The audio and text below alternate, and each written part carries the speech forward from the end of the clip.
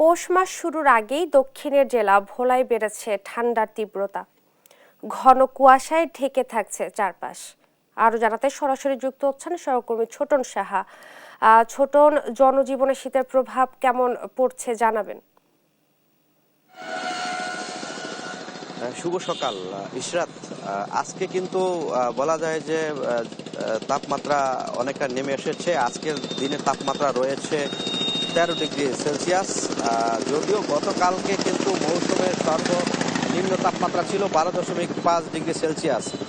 তবে আজকে কিন্তু আমরা দেখেছি যে ঘন কুয়াশায় কিন্তু চারপাশ, এতে বিপাকে পড়েছেন যারা শ্রমজীবী মানুষ রয়েছেন এবং যারা বাদে বসবাস করছেন নদীর উপকূলবর্তী, সে সমস্ত মানুষের দুর্ভোগ অনেকটাই বেশি। কারণ হচ্ছে যে হিমেল বাতাস, এতে তীব্র ঠান্ডা প্রবাহিত হচ্ছে এবং শীতের কারণে তাদের জনজীবন বলা যায় অনেকটা বিপর্যস্ত হয়ে পড়েছে।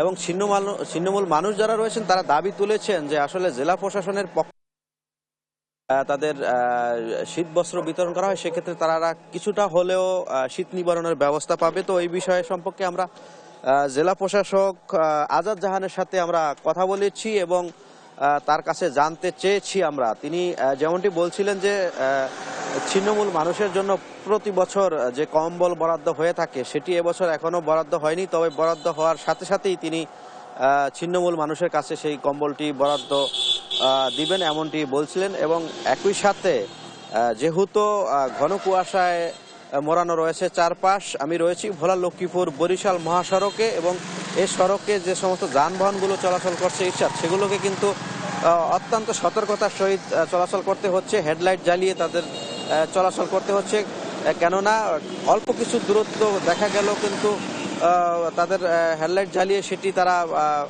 নিয়ন্ত্রণের চেষ্টা করছেন। এবং আবহাওয়া অধিদপ্তরে আমরা কথা বলেছি, আবহাওয়া অধিদপ্তর থেকে আমাদের বলা হয়েছে যে এই ঘন কুয়াশা কিন্তু এই মাসের শেষের দিকে আরো তীব্র আকার ধারণ করবে এবং একই সাথে শৈত্যপ্রবাহ কিন্তু বয়ে যাওয়ার আশঙ্কার কথাও কিন্তু জানিয়েছেন। তো সেক্ষেত্রে শীতের তীব্রতা আরো বেড়ে যাবে এবং তাপমাত্রা আরো নিচে নেমে যাবে, এমনটি আশঙ্কার কথা কিন্তু আবহাওয়া অধিদপ্তর থেকে আমাদেরকে বলছিল। তো আমরা আসলে কথা বলেছি যারা শ্রমজীবী মানুষ রয়েছেন তাদের সাথে, তারা বলছিল যে শীতের তীব্রতার কারণে তারা কিন্তু ঘর থেকে বের হতে পারছেন না এবং এ কারণে তাদের অনেকটা সংকট দেখা দিয়েছে, এমনটি তারা আমাদেরকে বলছিলেন। একই সাথে আমরা দেখেছি যে শীত বাড়ার সাথে সাথে ফুটপাতের যে সমস্ত দোকান রয়েছে, শীত বস্ত্রের দোকান, সেগুলোকে কিন্তু কেনাবেচা জমে উঠেছে এবং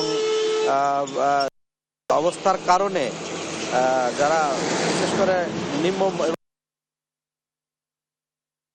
কেনার জন্য কিন্তু সেখানে ভিড় জমিয়েছেন। এবং বলা হয়েছে যে এই যে শীতের তীব্রতা বেড়ে যাওয়া, সেটি আসলে জলবায়ু পরিবর্তনের একটি প্রভাবও থাকতে পারে বলে আমরা বিভিন্ন দপ্তরে কথা বলেছি, বিশেষ করে মৎস্য দপ্তরে কথা বলেছি প্রাণী সম্পদ দপ্তরে এবং একই সাথে আমরা কথা বলেছি কৃষি দপ্তরে। তারাও বলছিল যে আসলে ঘন কুয়াশার তীব্রতা বাড়লে সেক্ষেত্রে ফসলের ক্ষতিরও আশঙ্কা করা হচ্ছে। তো এ ছিল আমার কাছে শীতের তীব্রতায় যে জনজীবন বিপর্যস্ত হয়ে পড়েছে উপকূলীয় জেলা ভোলার, তা নিয়ে সর্বশেষ তথ্য। ইশরাত, ধন্যবাদ আপনাকে।